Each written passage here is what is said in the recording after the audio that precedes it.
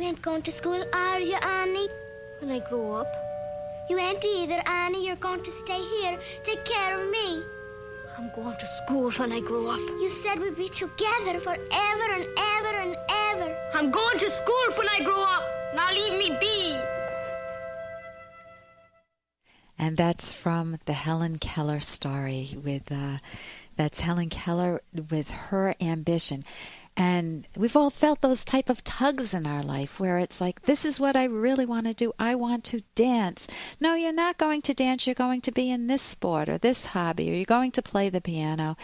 And you just have that feeling inside. But how many of us express it that firmly and that forthrightly and have that type of commitment to ourselves to say, I'm going to school, let me be?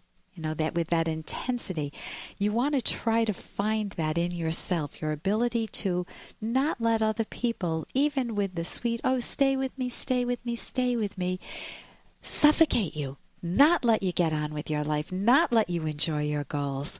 And that's not an easy task to do, especially if you have the habit of saying, okay, I'll stay with you.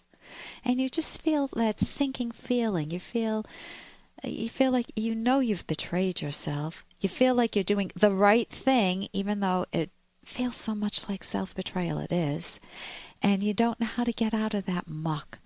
If you're feeling that way, you can always call up and ask me a question as it pertains to your life. Of course, it's not therapy, but I'd love to help you. I'm Dr. Helen Keller. My show's The Rational Basis of Happiness, and your happiness better matter because it affects every aspect of your life, learning how to be good to yourself without trampling on other people, but how to be good to yourself. And right now we have a phone call from Greg. Greg is trying to figure out how to be good to himself. He wants to learn about successful living, but he's got problems with his job, with his career, with his health, and it's just, you'll hear words like, I'm very unhappy, very unsuccessful, and I'm desperate. So see what you think about this. Yes, Dr. Kenner, my name is Greg. And my question is this. I have been fired 2 years ago after a spinal cord injury. I am walking. I'm not paralyzed, but I may need surgery. I'm currently on disability. I'm very unhappy. I have a new relationship, which I'm very happy in, but I don't have a job. I feel very unsuccessful, and in general, I'm not happy. I'm desperately trying. I'll be 50 next year, and I guess I'm going through a midlife crisis. I'm just want some advice as to what it takes to be successful, how to get a job, how to get into a career again, how to get into.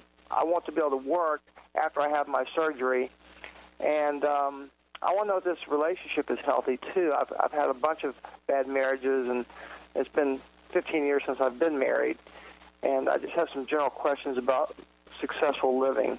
Also, I'm a diagnosed schizoaffective person, so I take medication for that. And so I have a few problems which I'm trying to iron out in order to get ahead in life. I feel like I'm spinning my wheels. I'm not going anywhere. And I just need some help to get in the right direction. Okay, when you feel like you have so many balls up in the air, Greg, you're trying to juggle, you're trying to dig yourself out of so many holes. You've had a bunch of bad marriages, so the relationship area is real shaky for you. Is this just going to be another bad relationship to, tick down, put a little check mark and say, there goes another one? You have been fired from your job. It feels like someone's saying you're no good, you're worthless when you're fired. That you're going to want to look closely at. If it was due to the spinal cord injury, then that's another hurdle that you need to get over because you haven't even had the operation yet. So you have a lot going on in your life. What I want to get to is, what do you love? If you could imagine your ideal life, Greg, given your limitations, given that obviously it can't be a skiing expert with your spinal cord injuries, your back problems. What is it you do love, though, that you're capable of doing? What are you good at? And those are two separate questions, because sometimes you can be very good at something that you don't enjoy doing, so you don't want to choose that, but you want the combination of something that you would either be willing to put in an enormous amount of time, like I do, learning. I wasn't good at this at the beginning. I had to learn. There's a big learning curve when you start anything, not anything. None of us are good at driving cars when we sit behind the wheel for the first time, but we all learn. So you want to be able to look at your life from the vantage point of what do I love? And then you want to ask yourself a question, Greg, what have I done well in life? Because you carry around a bunch of your failures. You display them to me. You know, I've a bunch of bad marriages, which is good for me to know. But what has gone well in your life? Many of us don't focus on that. We just take it for granted and it fades into the background.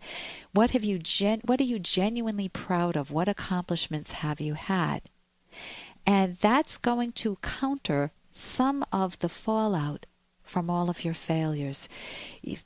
Because I'm assuming you're saying, I'm a failure at a relationship. I'm not good enough. I can't get a job. I go through life spinning my wheels. I don't know what the future holds for me, and I don't know how to deal with others. All of those are fixable. A lot of those are skill-based. Even thinking better. You can get a book called Mind Over Mood to help you deal with how do you deal with the negative thoughts that get in the way of your pursuing your dreams, pursuing your goals. So I highly, highly, highly recommend cognitive behavioral therapy. And you had mentioned that you have schizoaffective disorder. I don't think most people know what that means unless you're in the field. It just means that at some point you've been depressed and or you've lost it at times where you've been manic, and you've had some signs that are typical of schizophrenia, but it's not schizophrenia. It's just at times you've had delusions or hallucinations, maybe some bizarre ones, maybe some disorganized speech or some weird behavior that isn't typically you. And you may just even have had a flattening of your emotions where nothing seems to bother you. I'm not hearing that now. I'm hearing a very motivated person who made the effort to make a call to a talk show to figure out how to put his life together. I would start by getting yourself into cognitive behavioral therapy. You can go to their website, academyofct.org. There are no spaces there. And see if there's a therapist in your neck of the woods. You could go to my website, look at the book Mind Over Mood. I think that will help you a lot. With the relationship you have now, if no harm is being done, then try to figure out what pattern you were in past relationships that got you in trouble. Not blaming the other person and not looking to blame yourself, looking to find the causal link. Looking to identify the cause of what messed up the relationship and see where that originated from. Maybe in your family of origin, your father may have been very harsh to you, or your mother may have been real mean, or maybe both of them abandoned you. And have some empathy for yourself as you're trying to pull yourself out of this. But I would focus on definitely getting the job, because I think that's where most of us derive our sense of identity. And the fact that you want to do that, even with the limitations of having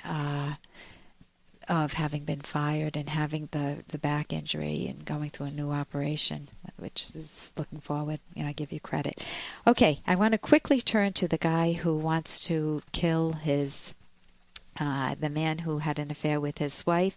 He writes to me saying that he feels he's worthless, he feels betrayed. He says, I know you probably hear this 100 times a day, but my wife has left me for another man, and I'm absolutely beside myself with grief. I would literally like to kill the other man. So, number one, you need to take a vacation. You need to put in a lot of pauses so you do not act on those feelings. A lot of people feel that way, but you've got to avoid getting even close to acting there. You continue, I feel so betrayed and worthless. I can't bring myself to see my children right now because they remind me of my wife and send me tail spinning into grief. Let them know that. Let your kids know that. I can't talk to her without being vicious. I would say don't talk to your wife yet then. You're not ready to. And I would definitely get therapy ASAP. You said you've been to the hospital twice for depression. I would get the book After the Affair by Dr. Janice Abrams-Spring. You're not looking to rebuild if you're looking to rebuild the relationship, then this book will help you. Even if you're not, it will help you make sense of the type of pain that you're in, and it will normalize it. Many people who've been betrayed, whose partners have had affairs, feel this intense emotion. It's not abnormal. What you don't want to do is let it linger, so you want ways out of that, and you can go to my website and get the book After the Affair by Dr. Spring. I'm Dr. Helen Keller. Coming up, we have Dr. Judy Beck, and I'm going to play a client in a cognitive therapy session. I'm Dr. Helen Keller on the Rational Basis of Happiness. Here's an excerpt from The Selfish Path to Romance, the Serious Romance Guidebook by clinical psychologist Dr. Helen Keller. A romance killer is the joy killer of being mentally passive. When you let your mind rust, you become dull. You become a shallow person with no serious interests or goals. Some people passively copy what others value or make choices based on unanalyzed feelings. For example, Benson reveals, "My dad went to college and became an accountant. He told me to do the same, so that's what I ended up doing. I don't like it, but it's a living." Benson is taking a passive approach to his own life. What if he does the same in romance, falling into a marriage without knowing what he wants? Only thinking purposefully about what you want, followed by action, will bring vitality to your life. You can download Chapter 1 for free by going to drkenner.com, and you can buy the book at amazon.com.